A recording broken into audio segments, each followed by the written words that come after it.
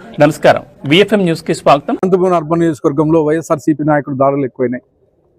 మొన్నటికి మొన్న సాకే చంద్ర అనుచరుడు మహేష్ అనే అతను ఒక ఎస్టీ లేడీని దుర్మార్గంగా కొట్టి హాస్పిటల్లో చేసే పరిస్థితి, ఈరోజు కేసులు నమోదై ఊర్లు ఇచ్చే పరిస్థితి.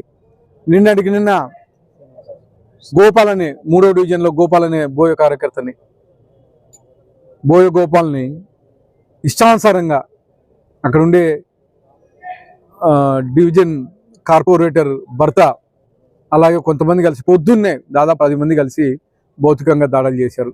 అలాగే నిన్నటి రోజున హాస్పిటల్ మీద, శ్రీనివాస హాస్పిటల్ మీద వైఎస్ఆర్సీపీ నాయకులు, గతంలో పంచాయతీ చేసిన నాయకులు అనంత వెంకటరామరెడ్డి ముఖ్య అనుచరుడు, ఆయన హాస్పిటల్ మీద దాడి చేసి దాదాపు 5 కోట్ల రూపాయలు నష్టం చేసే పరిస్థితి.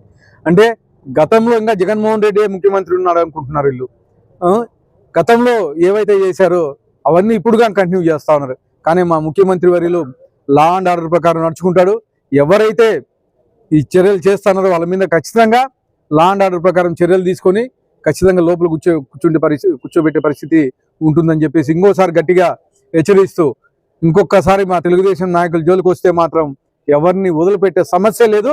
ఖచ్చితంగా న్యాయం ప్రకారం, చట్ట ప్రకారం చర్యలు తీసుకుంటామని చెప్పి తెలియజేస్తా ఉన్నాను.